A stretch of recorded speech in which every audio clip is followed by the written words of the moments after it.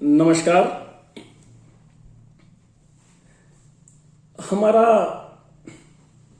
आज का जो विषय है वह है कि जब किसी मनुष्य का अंतिम समय जब होता है या फिर जब उसकी मौत होने वाली होती है तो उस समय उस व्यक्ति के साथ क्या होता है, क्या क्या परिस्थितियां उस समय उत्पन्न हो जाती है। तो यह भी जो प्रश्न आया है हमारे एक शुभचिंतक के द्वारा आया है, तो उसके विषय में आज हम बात करेंगे। हम जो बात कर रहे हैं यह जो सकाल मृत्यु है, मतलब जो सही समय पे जिसका मृत्यु हो रहा है उसके विषय में हम बात कर रहे हैं। तो हम जो भी बात कर रहे हैं वह हमारा गरुड़ पुराण से हम बात कर रहे हैं। गरुड़ पुराण में ही हमारा जीवन और मृत्यु, मतलब मृत्यु के बाद में क्या होता है उसका पूरा वर्णन जो है हमारा गरुड़ पुराण में है। हमारा टोटल जो है 18 पुराण है, उसमें से एक पुराण है गरुड़ पुराण। तो आज हम उसी का रेफरेंस से हम बात कर रहे हैं। तो उसमें ऐसा वर्णन किया हुआ है कि जब भी किसी की मौत होने वाली होती है, किसी का अंतिम समय रहता है, उस समय यमदूत वहां पर पहुंच जाते हैं और उनके मतलब जो मरने वाला जो होता है उसको एक अलग तरीका का दैविक बीमारी हो जाती है। ठीक है, वो बीमारी ऐसा है जिसके कारण वह जो व्यक्ति है उसका याददाश्त चली जाती है, वो किसी को पहचान नहीं पाता है, उसमें उनका जो व्यवहार है वो बदल जाता है। उतना ही नहीं, उनके अंदर एक दिव्य दृष्टि आ जाती है। वैसे वो दिव्य दृष्टि किसी को भी हो सकता है, अगर उस तरह का कुछ साधना किया जाए तो दिव्य दृष्टि बहुत लोग हैं, हमारे बहुत सारे ऋषि मुनि जो हैं उनको अभी भी दिव्य दृष्टि हो जाती है। ठीक है, तो जब व्यक्ति कोई अंत समय रहता है, जब मरने वाला होता है, तो उसके अंदर भी एक दिव्य दृष्टि आ जाती है और वह दिव्य दृष्टि ऐसा है कि वह अपने पूर्वजों को देखना शुरू कर देता है। जैसे आप सुने होंगे कि जो व्यक्ति मर रहा होता है वो बोलेगा कि मेरी मां दिख रही है, मेरे गुरुदेव दिख रहे हैं, मेरा भाई दिख रहा है। मतलब जो जो उनको दिखाई देता है वह सब बोलना शुरू कर देता है वहां पर। इतना ही नहीं, उनको यमदूत भी दिखाई देते हैं। तो उसमें से बहुत लोग ऐसे होते हैं जो कि यमदूत से लड़ते हुए भी देखा गया है। मतलब वो बोलेंगे चलो हटो, हम तुम्हारे साथ नहीं जाएंगे अभी। तो जो भी घर के जो मतलब जो दूसरे सदस्य होते हैं उनको ऐसा लगता है कि यह व्यवहार क्यों हो रहा है। यह व्यवहार कोई एक दिन दो दिन नहीं, किसी किसी का एक सप्ताह पहले, किसी किसी का 10 दिन भी हो जाता है, किसी का एक दिन भी होता है। क्योंकि प्राण जो है वह शरीर से बाहर आने में समय लगता है। प्राण जब शरीर से बाहर मतलब आता है तो ऐसा बोला गया है हमारे शास्त्रों में कि 1000 बिच्छू के काटने से जितना दर्द होता है वैसा महसूस होता है प्राण निकलते समय। तो किसी किसी का प्राण निकलने में काफी समय लगता है। अब आज के दिन में भी देखिए, अगर किसी का कुछ सर्जरी वगैरह होता है तो कुछ सर्जरी करने से पहले उसको एनेस्थीसिया दिया जाता है। वो एनेस्थीसिया इसलिए कि उनको दर्द न हो या फिर कम दर्द हो। और सर्जरी होने के बाद जब एनेस्थीसिया का जो इफेक्ट है जब कम होने लगता है तो भी आप देखेंगे कि वो व्यक्ति के व्यवहार में चेंजेस रहता है। वो कुछ ना कुछ मतलब बोलेगा, वो किसी को पहचानेगा नहीं, किसी को पहचानेगा, मतलब इस तरीका से उनका व्यवहार रहता है।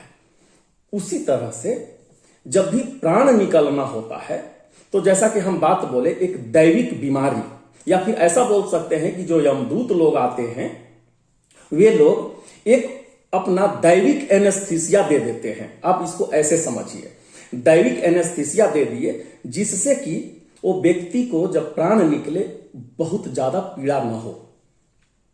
तो वह जो दैविक एनेस्थीसिया है, जिसका जो इंपैक्ट है, इसके वजह से वह जो व्यक्ति है उसका व्यवहार बदल जाता है।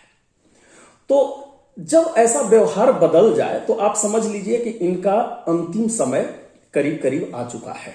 यह एक इंडिकेशन होता है, जो आज के दिन में भी जो गांव में जो थोड़ा जो हमारे एक्सपीरियंस लोग हैं, जो हमारे मतलब बूढ़ बुजुर्ग लोग हैं, जो मतलब ये सब चीज देख चुके हैं, वो समझ जाते हैं, वो बोल देंगे कि हाँ इनका अब समय आ चुका है।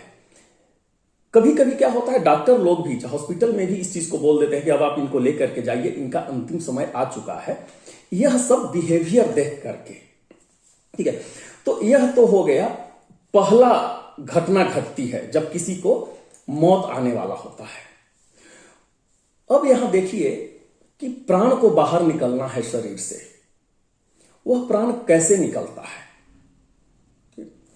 उसके लिए वायु और अग्नि, जैसा कि हम सब जानते हैं, हमारा जो शरीर है वह पंच तत्व से बना हुआ है, जिसमें वायु अग्नि भी है, वायु अग्नि जल, ठीक है। तो ये जो पंच तत्व है उसमें से जो दो है आपका अग्नि और वायु, ये दोनों मदद करते हैं प्राण को बाहर निकालने के लिए। तो आप देखे होंगे कि उस समय हवा का मतलब जो क्या है, प्रेशर जो है वह बढ़ जाता है। उसके वजह से जो मरने वाला जो व्यक्ति होता है वह बहुत लंबा लंबा सांस लेना शुरू कर देता है, ठीक है। और अंदर से जो अग्नि जो होती है, जिसको जठराग्नि भी बोलते हैं, ये जो अग्नि है वह भी प्रेशर देना शुरू करता है प्राण निकलते समय। तो वह जो अग्नि जो प्रेशर जो मतलब अग्नि जो देती है वहां पर, तो उस समय बहुत भयानक, बहुत ही भयंकर पीड़ा होता है, जैसा कि हमारा गरुड़ पुराण में इसका वर्णन है। और प्राण जो है बाहर निकलने लगता है, और उस समय का जो सबसे जो कोमल अंग होता है उसको ढूंढता है कि कहां से निकला जाए, और उस कोमल अंग के थ्रू, उसके द्वारा वो प्राण जो है सो बाहर निकलता है, ठीक है। बाहर निकलते ही जो यमदूत लोग वहां पर होते हैं, वो जो प्राण है जिसको हम लोग आत्मा भी बोलते हैं, वो अपने संरक्षण में ले लेते हैं, ठीक है। क्योंकि उनका वही ड्यूटी है, वो इसीलिए आए हैं कि उस आत्मा को ले करके और यमलोक में जाया जाए, वहां पे जहां पे उसका फैसला होगा कि यह आत्मा कैसा है, इसने क्या कर्म किया है, इस कर्म के अनुसार किसको क्या सजा देना है, अगला योनि में इनको कब डालना है, यह सब बाद का चीज है। जो यमदूत लोग होते हैं उनका काम यही है कि वो आत्मा को लेकर के वो यमलोक में चले जाएं। तो क्या नेक्स्ट डे ही, अगला दिन ही यमदूत वहां से निकल जाते हैं? नहीं, वो इंतजार करते हैं एक सूक्ष्म शरीर बनने का। आत्मा जो होता है वो सूक्ष्म शरीर उस समय नहीं बनता है, तो वो सूक्ष्म शरीर बनने में 10 दिन का समय लगता है। हमारा वर्णन है, मतलब जो हम लोग 10 दिन जो हम लोग पिंड देते हैं, उसमें हर एक पिंड से शरीर का अलग अलग भाग बनता है, और जो 10वां पिंड होता है उस दिन बोला जाता है कि वो सूक्ष्म जो शरीर है उसका मतलब पेट बन जाता है, उससे उदर, उसका पेट बन जाता है। तो 10वां दिन बोला जाता है कि उस दिन जो आत्मा है, उसको सूक्ष्म शरीर जो है उसको काफी भूख लगती है, तो उस दिन स्पेशल मतलब पिंड दिया जाता है, जो भी उनको, वो जो प्रेत है उसको जो पसंद है वैसा दिया जाता है। 10 दिन के बाद में 2 दिन और वहां पे यमदूत रुकते हैं। वह 2 दिन किस लिए रुकते हैं? क्योंकि वहां पे श्राद्ध का काम होता है, और श्राद्ध में दान दिया जाता है, ठीक है। दान दिया जाता है और भोजन कराया जाता है लोगों को। वो दान और भोजन ले करके 13वां दिन यमदूत जो हैं वो सूक्ष्म शरीर के साथ में निकलते हैं यमलोक के लिए, और यमलोक पहुंचने में उनको 1 साल का समय लगता है।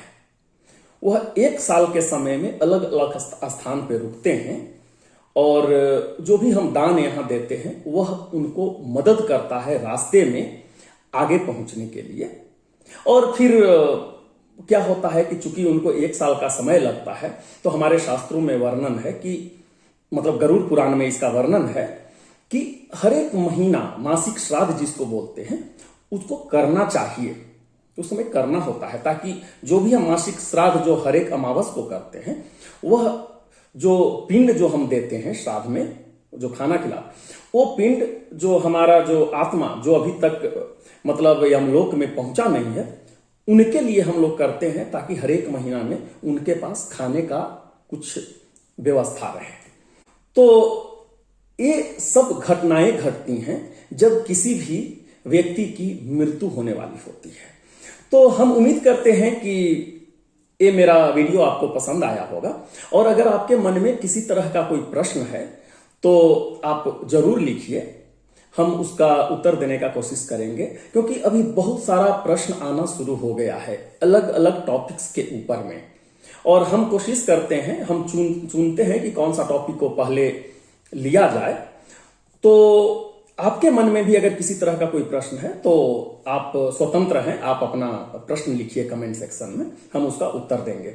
और हम ये भी चाहेंगे कि आप जो मेरा चैनल है उसको सब्सक्राइब कर लीजिए, ताकि जब कभी भी कोई नया विषय आए वह वीडियो आपके पास सर्वप्रथम पहुंचे।